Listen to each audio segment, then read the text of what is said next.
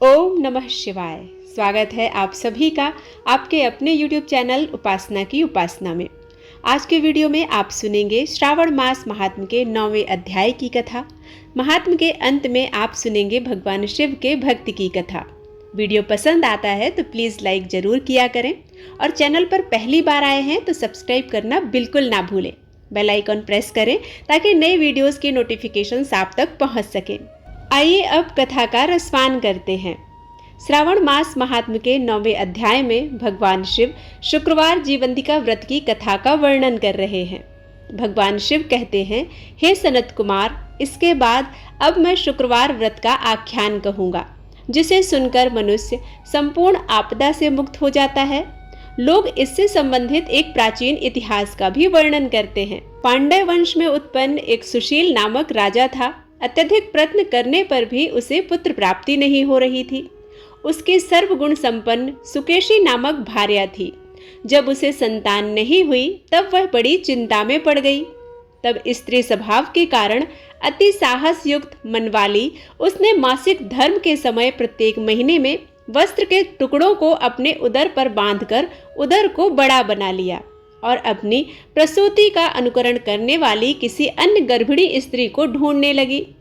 भावी देवयोग से उसके पुरोहित की पत्नी गर्भिणी थी। तब कपट करने वाली राजा की पत्नी ने किसी प्रसव कराने वाली को इस कार्य में लगा दिया और उसे एकांत में बहुत सा धन देकर वह रानी चली गई। उसके बाद रानी को गर्भिणी जानकर राजा ने उसका पुंसवन और अनवलोभन संस्कार किया। 8वां महीना होने पर सीमंतोन्नयन संस्कार के समय राजा अत्यंत हर्षित हुए। उसके बाद उस पुरोहित पत्नी का प्रसव काल सुनकर वह रानी भी उसी के समान सभी प्रसव संबंधी चेष्टाएं करने लगी।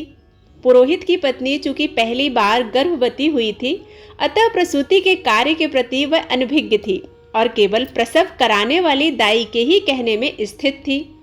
तब उस दाई ने पुरोहित पत्नी के साथ छल करते हुए उसके नेत्रों पर पट्टी बांध दी और प्रसव के समय उसके पैदा हुए पुत्र को किसी के हाथ से रानी के पास भिजवा दिया। इस बात को कोई भी नहीं जान सका। उसके बाद रानी ने उस पुत्र को लेकर यह घोषणा की कि मुझे एक पुत्र रत्न की प्राप्ति हुई है। इन सब के बाद दाई ने पुरोहित की पत्नी की आंखों की पट्टी खोल दी। दाई उसके साथ मांस का एक पिंड लाई थी और उसने वह उसे दिखा दिया। फिर उसके सामने आश्चर्य तथा दुख प्रकट करने लगी कि यह कैसा अनिष्ट हो गया और कहने लगी कि अपने पुरोहित पति से इसकी शांति जरूर करवा लेना। कहने लगी कि संतान नहीं हुई है तो कोई बात नहीं, तुम जीवित हो यह अच्छी बात है। इस पर पुरोहित पत्नी को अपने प्रसव के स्पर्श चिंतन से बहुत संदेह हुआ। भगवान शिव कहते हैं, राजा ने पुत्र जन्म का समाचार सुनकर जात कर्म संस्कार कराया और ब्राह्मणों को हाथी घोड़े तथा रथ आदि प्रदान किए। राजा ने कारागार में पड़े सभी कैदियों को प्रसन्नता पूर्वक मुक्त करा दिया। उसके बाद राजा ने सूतक के अंत में नामकर्म तथा अन्य सभी संस्कार किए। उन्होंने पुत्र का नाम प्रियव्रत रखा। हे सनत कुमार, श्रावण मास के आने पर पुरोहित की पत्नी ने शुक्रवार के दिन भक्ति पूर्वक देवी जीवंतिका का पूजन किया। दीवार पर अनेक बालकों सहित देवी जीवंतिका की मूर्ति लिखकर पुष्प तथा माला से उनकी पूजा करके गौधूम की पीठी के बनाए गए 5 दीपक उनके सम्मुख उसने जलाए और स्वयं भी गौधूम का चूर्ण भक्षण किया और उनकी मूर्ति पर चावल फेंका और कहा, हे जीवंतिका माँ, जहाँ भी मेरा पुत्र हो आप उसकी रक्षा करना। यह प्रार्थना करके उसने कथा सुनकर यथाविधि नमस्कार किया तथा जीवंतिका की कृपा से वह बालक दीर्घायु हो गया और वे देवी उसकी माता की श्रद्धा भक्ति के कारण दिन रात उस बालक की रक्षा करने लगी। इस प्रकार कुछ समय बीतने पर राजा की मृत्यु हो गई। तब पितृभक्त उनके पुत्र ने उनकी पारलौकिक क्रिया संपन्न की। इसके बाद मंत्रियों और पुरोहितों ने प्रियव्रत को राज्य पर अभिषिक्त किया तथा कुछ वर्षों तक प्रजा का पालन करके तथा राज्य भोग कर वह पितरों के ऋण से मुक्ति के लिए गया जाने की तैयारी करने लगा। राज्य का भार वृद्ध मंत्रियों पर भक्ति पूर्वक सौंप कर और स्वयं के राजा होने का भाव त्याग कर उसने कर्पटिक का वेश धारण कर लिया और गया के लिए प्रस्थान किया। मार्ग में किसी नगर में किसी गृहस्थ के घर में उन्होंने निवास किया। उस समय उस गृहस्थ की पत्नी को प्रसव हुआ था। उसके पहले षष्ठी देवी ने उसके 5 पुत्रों को उत्पन्न होने के 5वें दिन मार दिया था। यह राजा भी उस समय 5वें दिन ही वहां गया हुआ था। रात में राजा के सो जाने पर उस बच्चे को ले जाने के लिए षष्ठी देवी आईं। जीवंतिका देवी ने उस षष्ठी देवी को यह कहकर रोका कि राजा को लांग कर मत जाओ। तब जीवंतिका के रोकने पर वह षष्ठी जैसे आई थी वैसे ही चली गई। इस प्रकार उस गृह स्वामी ने उस बालक को 5वें दिन जीवित रूप में प्राप्त किया। ये लोग इतने प्रभाव वाले हैं, यह देखकर उस गृहस्थ ने राजा से प्रार्थना की कि हे राजन, आपका निवास आज के दिन मेरे ही घर में हो। हे प्रभु, आपकी कृपा से मेरा यह छठा पुत्र जीवित रह गया है। उसके इस प्रकार प्रार्थना करने पर करुणानिधि उस राजा ने कहा कि मुझे तो गया जाना है। तब राजा गया के लिए प्रस्थान कर गए। वहां पिंडदान करते समय विष्णुपद वेदी पर कुछ अद्भुत घटना हुई। उस पिंड को ग्रहण करने के लिए 2 हाथ निकल कर आए। तब महान विस्मय युक्त राजा संशय में पड़ गए और पुनः पिंडदान कराने वाले ब्राह्मण के कहने पर उन्होंने विष्णुपद पर पिंड रख दिया। इसके बाद उन्होंने किसी ज्ञानी तथा सत्यवादी ब्राह्मण से इस विषय में पूछा। तब उस ब्राह्मण ने उनसे कहा कि ये दोनों हाथ आपके पितर के थे। इसमें संदेह हो तो घर जाकर अपनी माता से पूछ लीजिए, वह बता देंगी। तब राजा चिंतित तथा दुखी हुए और मन में अनेक बातें सोचने विचारने लगे। वे यात्रा करके पुनः वहां गए जहां वह बालक जीवित हुआ। उस समय भी उस स्त्री को पुत्र उत्पन्न हुआ था और वह उसका 5वां दिन था। वह जो दूसरा पुत्र था उसे लेने रात में फिर वही षष्ठी देवी आई। तब जीवंतिका के दोबारा रोके जाने पर उस षष्ठी देवी ने उनसे कहा, इसका ऐसा क्या कृत्य है अथवा क्या इसकी माता तुम्हारा व्रत करती है जो तुम रात दिन इसकी रक्षा करती हो। तब षष्ठी देवी का यह वचन सुनकर जीवंतिका ने धीरे से मुस्कुराकर इसका सारा कारण बताया। उस समय राजा शयन का बहाना बनाकर वास्तविकता जानने के लिए जाग रहा था। अतः उन्होंने जीवंती और षष्ठी दोनों की बातचीत सुन ली। जीवंती ने कहा, हे षष्ठी, श्रावण मास में शुक्रवार को इसकी माता मेरे पूजन में रत रहती है और व्रत के संपूर्ण नियम का पालन करती है। वह सब मैं आपको बताती हूँ। वह हरे रंग का वस्त्र और कंचुकी नहीं पहनती और हाथ में उस रंग की चूड़ी भी नहीं धारण करती। वह चावल के धोने के जल को कभी नहीं लांघती, हरे पत्तों के मंडप के नीचे नहीं रहती और हरे वर्ण का होने के कारण करेले का साग भी नहीं खाती। यह सब वह मेरी प्रसन्नता के लिए करती है, अतः मैं उसके पुत्र को किसी को मारने नहीं दूंगी। यह सब सुनकर राजा प्रियव्रत अपने नगर को चले गए। उनके देश के सभी नागरिक स्वागत के लिए आए। तब राजा ने अपनी माता से पूछा, हे माता, क्या तुम जीवंतिका देवी का व्रत करती हो? इस पर उसने कहा कि मैं तो इस व्रत को जानती भी नहीं हूँ। उसके बाद राजा ने गया यात्रा का समुचित फल प्राप्त करने के लिए ब्राह्मणों तथा सुवासिन स्त्रियों को भोजन कराने की इच्छा से उन्हें निमंत्रित किया और व्रत की परीक्षा लेने के लिए सुवासिनों को वस्त्र, कंचुकी तथा कंकड़ भेजकर कहलाया कि आप सभी को भोजन के लिए राजभवन में आना है। तब पुरोहित की पत्नी ने दूत से कहा कि मैं हरे रंग की कोई भी वस्तु कभी ग्रहण नहीं करती। राजा के पास आकर दूत ने उसके द्वारा कही गई बात राजा को बता दी।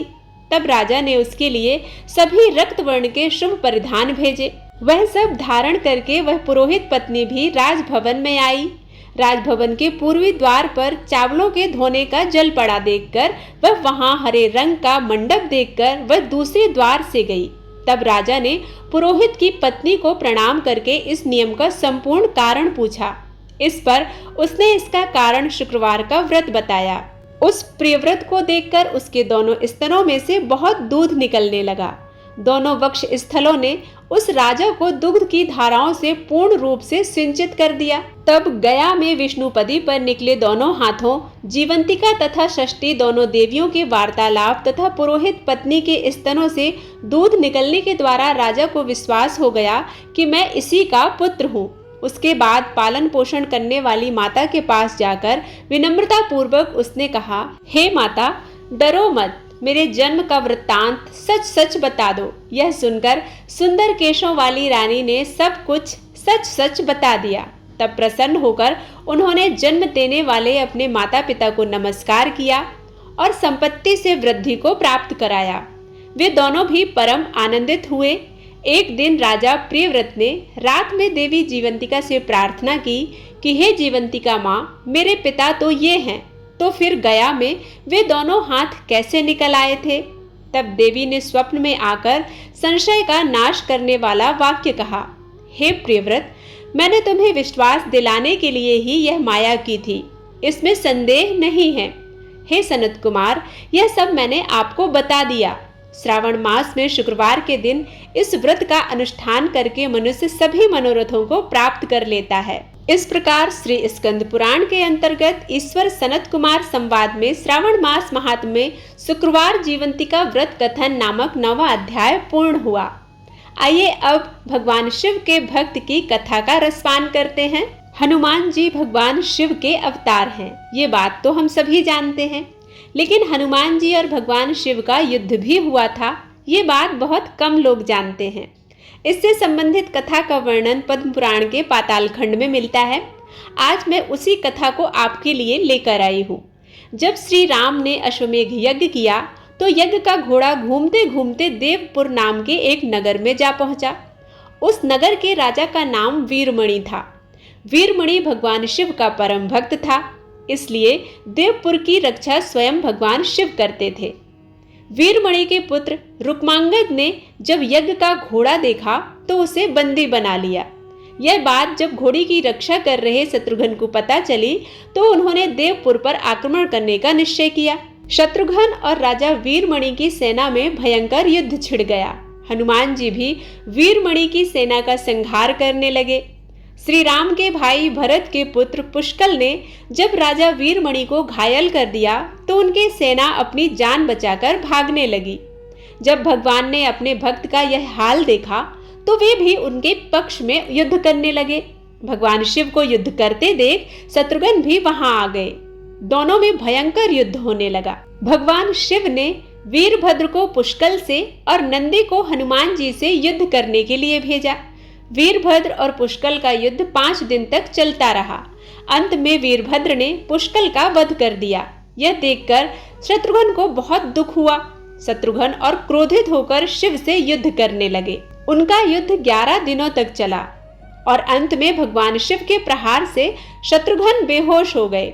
यह देख हनुमान जी स्वयं शिव से युद्ध करने लगे। हनुमान जी ने शिव से पूछा कि आप तो राम भक्त हैं, तो फिर हमसे युद्ध क्यों कर रहे हैं? शिव जी ने कहा कि मैंने राजा वीरमणि को उसके राज्य की रक्षा करने का वचन दिया है, इसलिए मैं युद्ध करने के लिए बाध्य हूँ। इसके बाद हनुमान जी और शिव जी के बीच भयंकर युद्ध होने लगा। हनुमान जी के पराक्रम से प्रसन्न होकर शिव जी ने उनसे वरदान मांगने को कहा। तब हनुमान जी ने कहा कि इस युद्ध में भरत के पुत्र पुष्कल मारे गए हैं और शत्रुघ्न भी बेहोश हो गए हैं। मैं द्रोणगिरी पर्वत पर संजीवनी औषधि लेने जा रहा हूँ, तब तक आप इनके शरीर की रक्षा कीजिए। शिव जी ने उन्हें ये वरदान दे दिया। इधर हनुमान जी तुरंत द्रोणगिरी पर्वत आए और संजीवनी औषधि लेकर पुनः युद्ध भूमि पर आ गए। उस औषधि से हनुमान जी ने पुष्कल को पुनः जीवित कर दिया और शत्रुघ्न को भी स्वस्थ कर दिया। शत्रुघ्न और शिव जी में फिर से युद्ध होने लगा। जब शत्रुघ्न किसी भी तरह से शिव जी से नहीं जीत पाए तो हनुमान जी ने उनसे श्री राम को याद करने के लिए कहा। शत्रुघ्न ने ऐसा ही किया। श्री राम तुरंत युद्ध भूमि में प्रकट हो गए। श्री राम को आया देख भगवान शिव भी उनकी शरण में चले गए और वीरमणि आदि योद्धाओं से भी ऐसा ही करने को कहा।